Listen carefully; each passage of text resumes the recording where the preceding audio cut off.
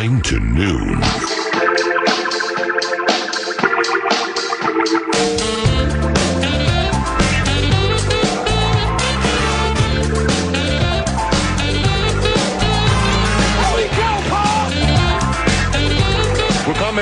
We're coming.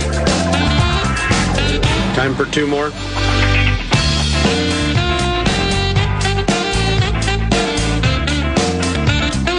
Thank you, Minneapolis. Indeed. Thank you, Minneapolis. Happy to be joined in studio by Jaxon Howard. He's a defensive lineman for the Golden Gophers football team. And old Jaxon has a football camp at his alma mater, Robbinsdale Cooper. Takes place at Robbinsdale Cooper High School, July 15th. And he's going to join the equation now. Nice to meet you. How are you? Nice to meet you. I'm doing good, man. I'm having a good day. So a little rainy outside, but other than that, it's been a good day today. Okay, so correct me if I'm wrong here. With the camp at your alma mater, July 15th, so next week, first grade up to like 8th? Yes, sir. Okay, yep. So that's what you're looking for. Yep. All right, so why did you decide why did you decide to have a camp? So for me, growing up, my dad always wanted to include me in different sports events, whether it was football, soccer, baseball. And for me, I think that gave me a little bit of competitive advantage, but also just being able to get around other kids and being in a team environment, I think really helped cultivate me as a kid. Mm-hmm. And so I think the big goal with this camp is just, getting these kids around other kids and athletic events, getting them outside and just getting them around, good experiences when it comes to athletics. I think just no matter what they want to do in their future, having that those experiences to build upon is going to be really good for them. Okay, so when you think about inclusion and you go like first grade up to 8th, so before they get into high school, why did you decide on that group? I really think it's just because no matter what stage they are in their lives, I think just being able to come out there, and it's going to be a free camp as well. I don't want it to be something where people have to get some money out of their pockets to do it. All you got to do, you don't even have to have cleats for all we care. It's all about having fun, and I think no matter where they are in their football life, whether they're 8th graders getting ready to go to high school, and they already know the drills, and their first graders not even know how to get the right foot over the left. You know what I mean? Yeah. It's all about just having fun and taking the kids where they are and helping to give them a little bit of something and some knowledge on where they want to be in the future. But you got to make sure this is not daycare either. Oh, yeah. I mean, absolutely. You know what I'm saying? Yeah. I mean, like mom and dad, all right, Billy, Johnny, Christy, Susie, Tamika, Antoine, you're going to be here for 3 hours. I'm going to go to the mall.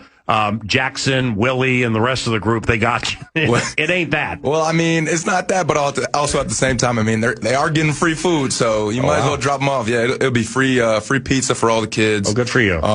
We have free T-shirts for all the kids, up to I think 200. So we got 15 spots left for the free T-shirts. But I mean, other than that, we welcome everybody. Good for you. It'll be awesome. Okay, so the best place to sign up would be or get more information. So I have a link in my Instagram bio, and I can get that sent over to you guys. There's QR code on my Instagram. So I kind of. What's the handle? What's your handle? Jaxon Howard _ JaxonHoward_. Got it. That's cool, man. Jaxon Howard, defensive lineman for the Golden Gophers. We'll get into some football here momentarily. When I was preparing this yesterday, I saw you on Fox 9. So I watched a clip of you on Fox 9, I believe, with Pierre. Yes, sir. That was it was recent, maybe even last week or whatever. What you're doing here with this camp at your alma mater, Robbinsdale Cooper, you called an outreach, or you mentioned either you called it an outreach or you want to start like outreaches, stuff like that. Did I get that right? Like, what'd you mean? Absolutely. So what I meant by that is, I think a big thing that we don't get nowadays is being able to come together as a community. And I think that technology has been kind of spreading these kids apart. And I think being able to come outside, whether it's just 2 hours in your day, and being able to just get around other kids and having some older adults. We're going to have guys like Anthony Smith, Drake Lindsay, who these kids are able to look up to, not just, on the TV when they see the Gophers play, but now being able to come out to my high school and be able to see these guys talk to them a little bit, ask them about things. Because, I mean, when I asked these guys if they wanted to come, it wasn't like, you know, am I getting paid for this? It was like, what time do I have to be there? Yeah. And I think, you know, that's what we pride ourselves on, is the type of guys that we have on our team, and that they're more so asking about what time I got to be there instead of how much I'm getting paid. And I think that's just what type of character we have on our team. Okay, so Jaxon, let's hit on middle schoolers for a second, because in having two kids, you know, one's now 25, the other's 23. I found at that stage of their lives, that middle school from elementary to high school, that transition area right there was the trickiest. Mm-hmm. And I've had other parents talk to me about that too, just with the way people grow and things that are available technologically and so on at that age before you get to high school. So I'm going to focus on middle schoolers here. What year-round plan would you recommend for, say, middle schoolers that involves sports and community? So here we are in summer. So if you got somebody going from 6th to 7th, 7th to 8th, something like that, and they're either going back to middle school or going into middle school, and it's the summer, and sometimes there ain't a lot to do unless A, parents initiate it, or B, kids are interested in it. So like for middle schoolers with sports and that community that supports sports, like what would you recommend? Well, I think, you know, the first thing I would probably say is, I mean, even though I'm, you know, 21, I still have a little bit of knowledge of it, but I would say, the first thing I would say is sports diversity, for those kids. So not just being able to just specialize in just football, but also getting to mix in some baseball, some soccer, hockey. I mean, hockey definitely for Minnesota kids, but. Did you play? I played a little bit, maybe my second and third year when I lived in St. Louis Park. Wow. But then after that, I was kind of like, I got to go hit somebody every play. So yeah. I went to football after that. But that was a big thing for me. Just I played baseball in high school, and I also threw track. And I think the big thing about sports in middle school is that everything can translate over. And I think a bunch of the skills that I learned from different sports ended up translating over to football. So it helped me a lot. But then when it comes to the community standpoint, I think no matter what you do, just finding something small every little once in a while to give back to somebody. I was talking to my girlfriend the other day just about, like sometimes when I see people on the street, just give them some sort of words of positivity. And, because realistically, you never know what things that you can say that can impact somebody's day or their life. Because everybody's going through different stuff, man. Jaxon, don't you think, I mean, you God gifted you in a way where, you know, physically speaking, your desire to work, your father played in the NFL, was a stud at Stanford, and I know Jackson's father, Willie. He played for the Vikings the year before I started calling games, but I got to know Willie over the years, and you know, I would imagine him and your mom and your siblings have had, you know, a lot to do with where you are now. Not everybody has that. Not everybody has a mom and a dad in a household. Not everybody has people pushing them like I would imagine they pushed you. So tell me what you think of this. Like, if you have parents or people listening now who are like, I love sports, my kids love sports, I want them in it, they want to be in it, but you know what? They're just not very good. They just haven't, you know, they weren't blessed or gifted physically the way Jaxon or some others are. But don't stop. Still try, right? Mm-hmm. Because not only does it give you a chance to push through barriers and make a team and be part of that sports community year round, but there are other jobs that come out of sports by being part of teams. Oh, yeah. Team managers.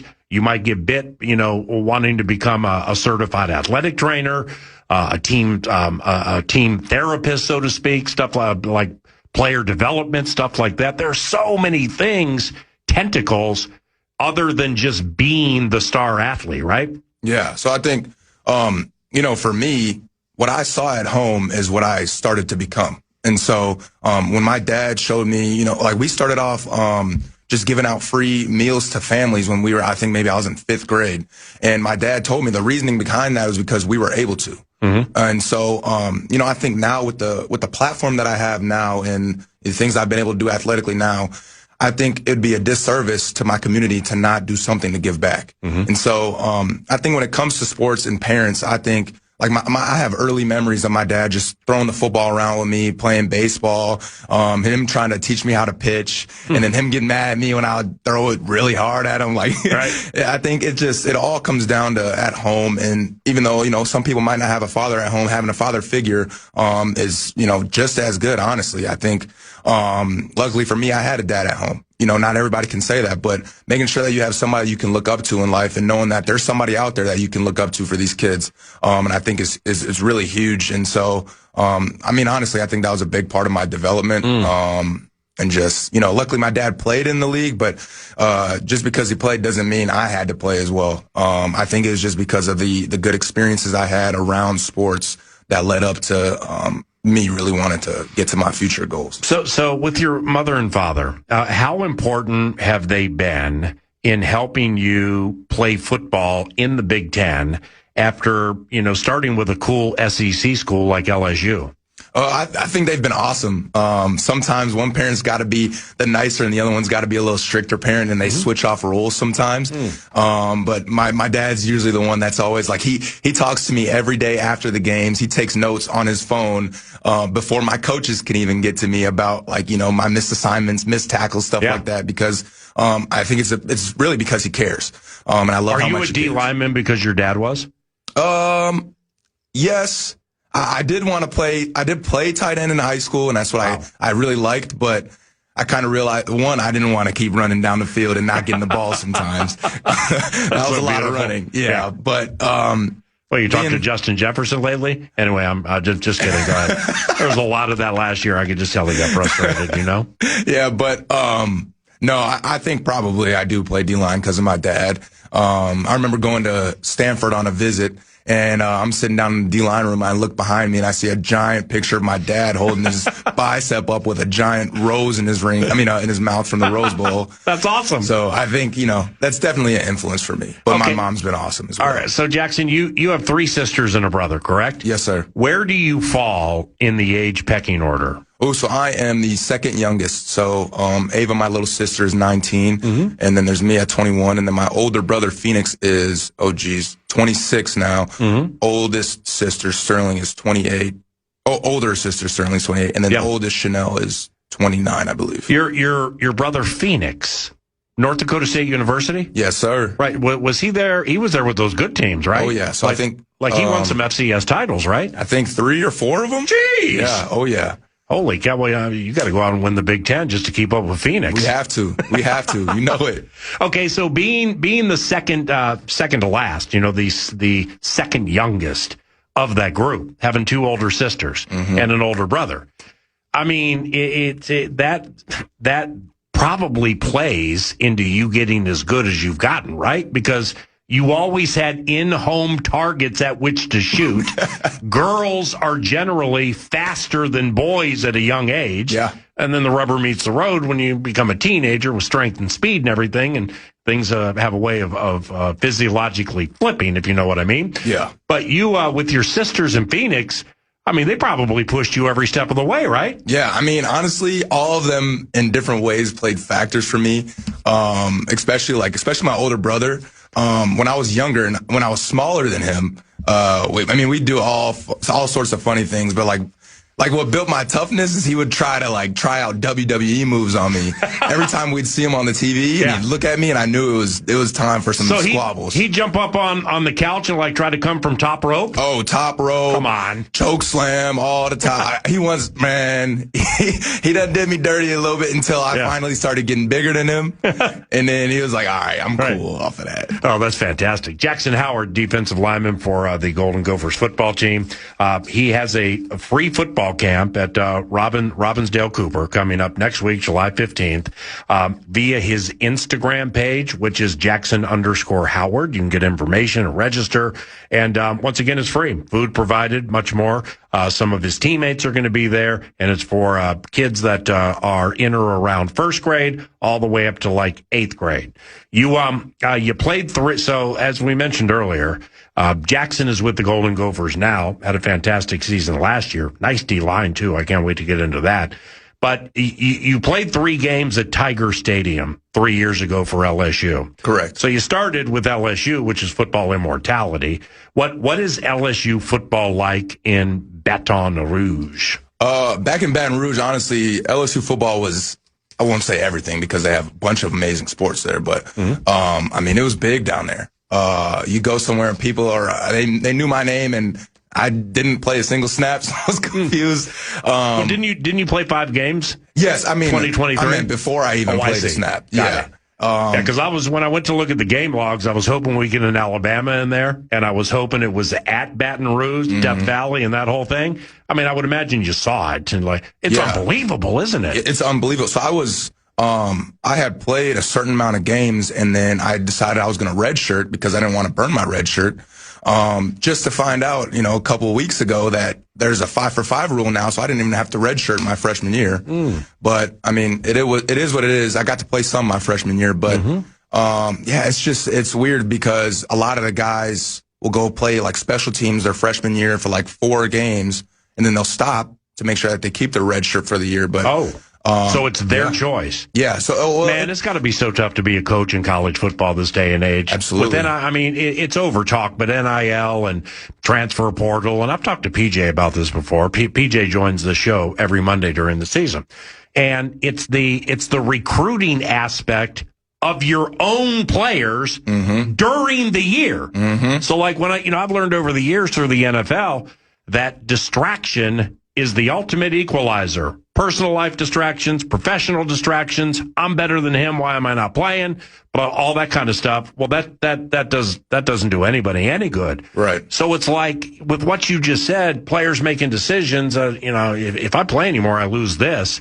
Well, that means the coach is now recruiting them during the season to stay or even choose to play. It's so tough. Right. Yeah. There's so many different factors that go into it. And I don't think a lot of fans really know what goes into it. I mean, like you said, sometimes coaches have to make sure that their current players stay.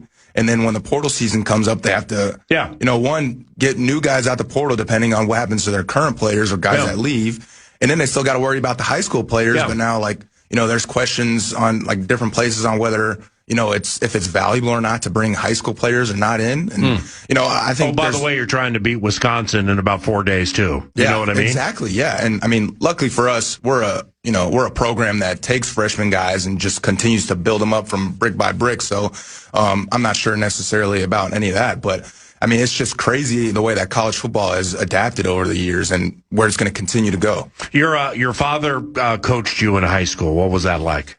It was awesome. For me, he wasn't in my ear all the time because he let my D-line coach, Coach Neal, kind of just build me up in ways. But, back at home, I'd probably hear a little bit from him though. But no, it was great. He was also a principal at my school. And so, dean of students, right? Oh, he was a dean at first, and then he became, like a grade level principal. So holy cow. He was like the 10th and 11th grade principal at the time. And he knows how to watch all 22. Yeah. Which means you can watch it the right way. Oh, by the way, he can watch the Badgers, Buckeyes, Wolverines, left or right tackles and watch it the right way. Well, that's terrific, man. It's awesome. Yeah. But I mean, back in high school, man, he would call me up one day to go, so I speak Spanish. And so he knew that. He put me into Spanish immersion schools. I went to Park Spanish Immersion. And so if he's going to put me in Spanish, he might as well use it. So whenever our interpreter wasn't at school, he would call me up from my class out of nowhere. And luckily, I mean, I had good grades. But he'd call me up and I had to talk to some Spanish speaking students or some families. And I think that helped me a lot in my people skills, but also just, I mean, it's been awesome. I had a great time. What do you like about your D-line? You and Anthony Smith can play for sure. Carter Mentz had 6.5 sacks last season.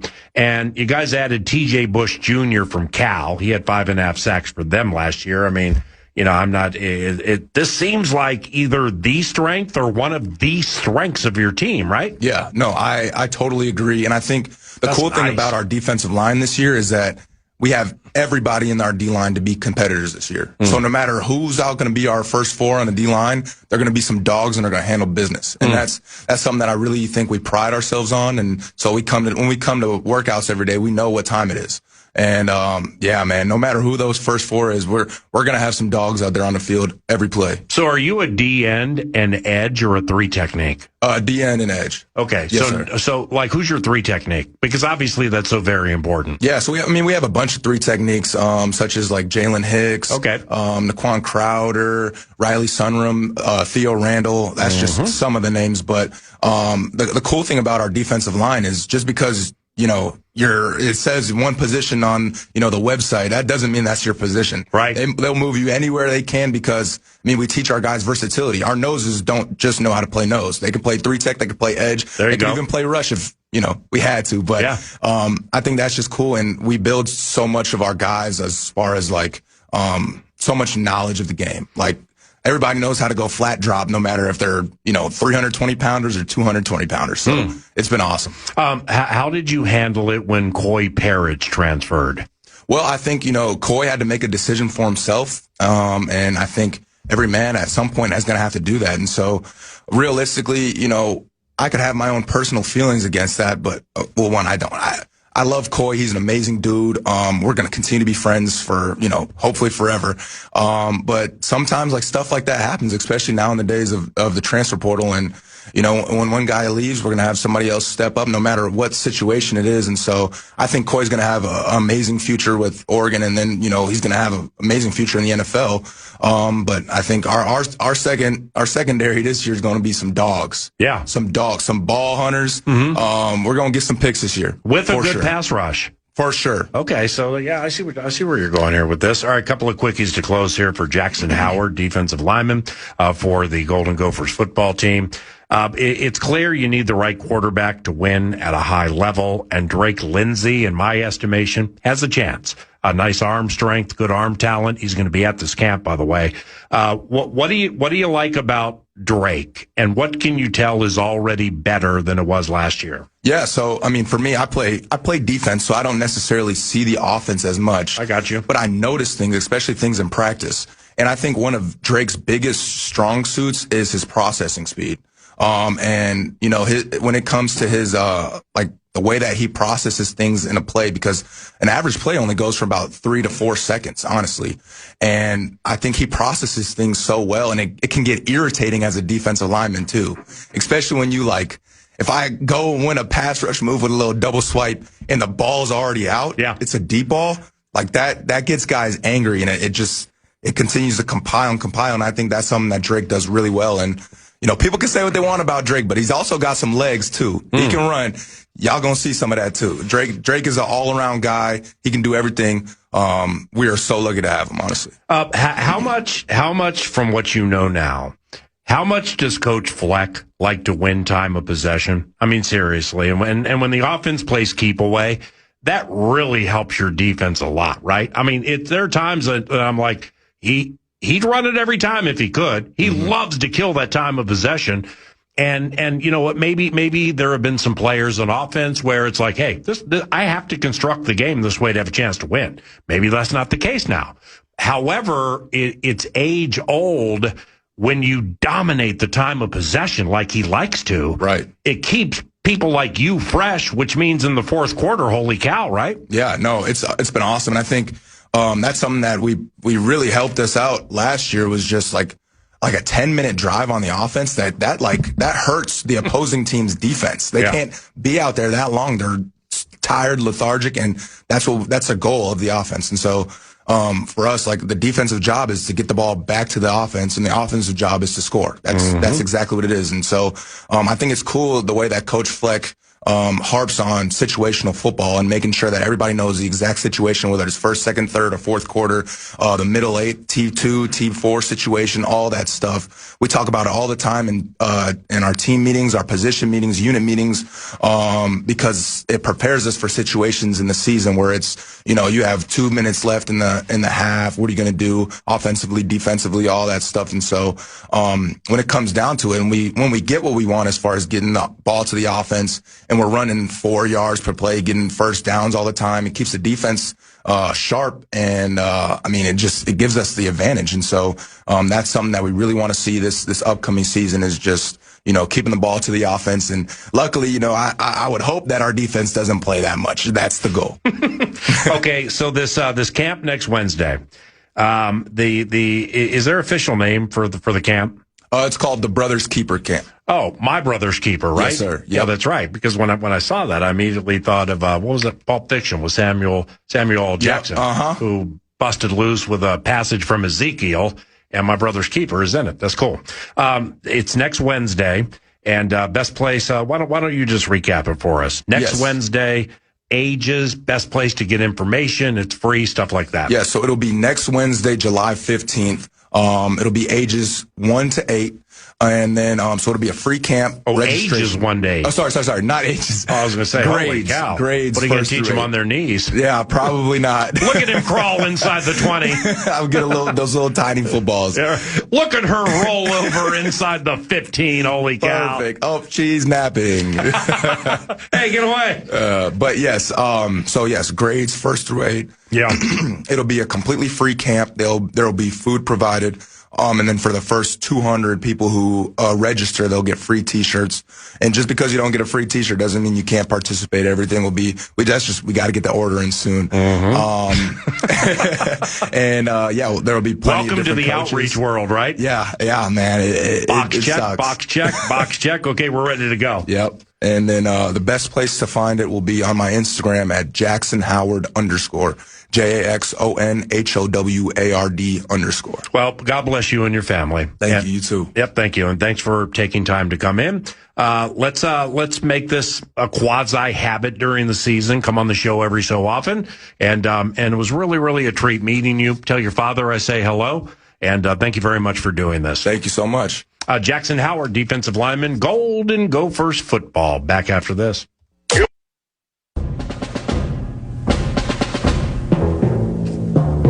You see, Officer Geises?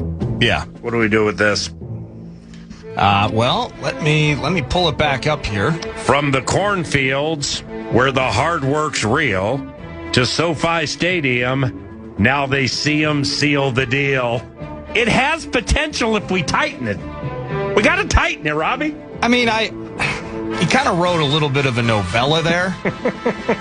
But how am I going to turn down Blue? How am I going to turn down one of my favorites, Officer Geis, and say that that's not good? From the cornfields where the hard work's real to SoFi, watch us deal. Yeah. So, cutting it like that. Got to get a little tighter on the end there. Yeah. Okay, well, keep them coming, Officer Geis. I got this one. Let me see. Vikes Bites. Yeah, Vikes Bites. Vikes Bites. And you know what? This is kind of Vikes Bites worthy, given the fact that it's brought to you by Kinmount Exteriors, kinmountexteriors.com, and we are talking about Super Bowl slogans. How about this? Let's see here. Keep these talking. Good morning, Nordo and PA. It's Ken from New Hope. Not sure if you're still taking Super Bowl slogans, but you got to imagine this one in your best PA voice. Getting loose while sipping on gin and juice.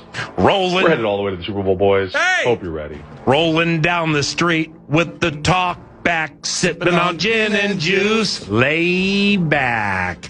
I don't mind that. My mind on Lombardi and Lombardi on my mind. I got my mind on Lombardi and Lombardi on my mind. Ooh. Put something together there with that. That'd be, I mean, if we can win the NFC Championship game, the parodies. Yes, that's correct. That the parody ideas people can get, the parody ideas that you'll come up with, I mean, they're limitless, especially if it's SSNOOP, DOOOG. Oh, I can't wait. I can't wait. And that's what leads me to Vikes Bites. Yeah, we need the 1 seed. And Kinmount Exteriors, kinmountexteriors.com. That basically is it, by the way, right? 1 seed. I mean, it's still, you add in, Super Wild Card Weekend. We got games here, games everywhere. Let's bring half the league into the playoffs. 1 seed's the bomb. But the 1 seed and the home field advantage, that's the whole bit. KO won the Super Bowl with McVay. They weren't the 1 seed. I don't believe they were the 1 seed, man. Because no, they weren't. They beat the Niners. Well, they beat Kyler. They went to the Bucs, didn't they? Yeah, the Bucs, that's right. Where I think they may have. Just verify that. Yeah, they played Brady. Yeah, they had a massive lead. And it was Cooper Kupp or somebody on a long TD. They had the lead, I believe, at Raymond James. And then Captain Cool comes running at them. They're tooth and nail to win, and they won. Then I believe they hosted the NFC Championship game at SoFi. With the Niners. Yeah, and the Niners had all those fans. Yeah. So it was like when McVay or Snead or somebody out there got pissed off at Rams fans, like, stop selling your and people were like, bro, my season ticket package cost $45,000. I just sold 4 of these seats for $55,000. So, but there were a lot of Niners fans there, and they beat the Niners, then they beat Joey Burrow. No one cares about the 2021 divisional playoffs, but I'm reading this now. Cooper Kupp, 70-yard bomb. They're up 17-3, and in the fourth quarter... At Tampa Bay, it's Mike Evans from Brady for 55. Come on! Fournette with 42 seconds left to tie the game. Lenny Fournette! And then Stafford and company got down the field for a walk-off from Matt Gay. Yeah, one of the first things that when I first met Kevin O'Connell, God's cartoon character was in full effect. Sure. First thing I said to him was, when you guys beat the Vikings on a short week, you faked the jet sweep with Van Jefferson, one of the fastest players in the NFL, 13 times, didn't give it to him once. But you got Kendricks and Hitman to go exactly where you wanted. And the take was good because Sony Michel would slow roll it the other way off the Van Jefferson fake jet. And then the thing that really, really opened my eyes most to the Rams offense, McVay and Kevin O'Connell winning the Super Bowl at SoFi, was Cooper Kupp had a big game. Everybody in the universe knew Cooper Kupp was going to be the A topic on the final possession of the game, and they found him. Stafford found him, I think it was 4 times. On that drive. For 61 yards on that drive. Including the game winner. Ooh. With everybody knowing that's who they're going to throw it to. Yeah. You ain't throwing it to Tutu Atwell with the whole thing on the line. So Cincinnati knew it was coming, and they still got it, which I think was super cool. Do you think, and as part of this stage, you mentioned earlier, 6-1 favorites the Rams are to win the Super Bowl. Have they effectively created even a more dominant version of what that 2021 team looked like? Because an untold, it's Cooper Kupp, it's handling business, it's Stafford in the clutch, all that is correct. But I believe Burrow was sacked 5 or 6 times in the second half of that game, and Burrow was getting bludgeoned throughout the entire postseason. Yeah. And, of course, it's Aaron Donald, right? There you go. Well, now it's an entire defensive line, not of Aaron Donald's, but collectively maybe the most ferocious defensive front we've seen south of Philly in a very long time. So now they have Trent McDuffie. And Jalen Watson. Jalen Watson. Yeah. Now, they milked and squeezed everything you could possibly get out of Jalen Ramsey to win that game. They did. And Jalen's high-end talent. Now, he can be a handful, but Jalen's high-end talent. So they had him on the back end. That really helped a lot. By the way, before we do this truncated Vikes Bites, it basically is Vikes Bites. All right, let's not forget. Okay, low hanger. They added Myles Garrett. Right. All right, and Jared Verse is gone, but they still have Fisk. They still have Kobe Turner. Yes, indeed. They'll have Byron Young. So, they got some nice young talent there. Have done a good job. But, when you start thinking about the Super Bowl and the Rams are favored and things like that, Myles Garrett, Matthew Stafford, Puka Nacua, Kyron Williams, all that kind of stuff. Let's not forget the last time people talked about the Rams a ton before the football abyss. The A topic ended up being the potential unretiring of Aaron Donald. Oh my gosh. It hasn't gone away, has it? Suppose it hasn't. Hasn't gone away, has it? Well, hasn't gone away, has it? No, it hasn't. You see him. Aaron Donald playing 25 plays a game next to Kobe Turner. Squad. I had Greenway in here like 6-7 months ago in the side studio, while the producer studio where I am, and we just spent like 3 minutes watching a video of Aaron Donald doing dumbbell presses. It's just ridiculous. You mean as he in retirement? Like now? Oh, come yes, on, like now times. He's coming back. Why wouldn't he? Might. I don't know if Aaron Donald on a veteran minimum, the same calendar year LeBron James takes a veteran minimum somewhere? Oh, goodness. What's happening? Would the union allow him to come back? I've always wondered that because we kind of throw it out there like, hey, you can go play for the vets minimum. I just He can wonder do whatever he wants. But if Aaron, Bro, you could walk over to TCOPC and say, I want to try out to do whatever. If they say yes and you look the part, you're in the covenant. I mean, it's all their choice, the team's choice. So you're saying that everyone should go to Egan right now and request a tryout? Why are you saying it's that bad? I'm not saying that's bad. I mean, just organized process. Just because I chided you for a bad Super Bowl slogan, when early in the show, and you can podcast it, you'll hear Nordo say, take the defense and the flow to the land of the hoe. I always love that. I'm like, that's probably a little too far. They don't do that much farming out there. Yeah, but you don't have to tear down the team less than a month in front of training camp. That's true. Well, I wasn't tearing down the team. I was thinking about the logistical L for whoever's got to take all those calls and people at the front door. That's very, very true, David. To the Rams, however, if Aaron Donald comes back, that means Hitman's got to come back, right?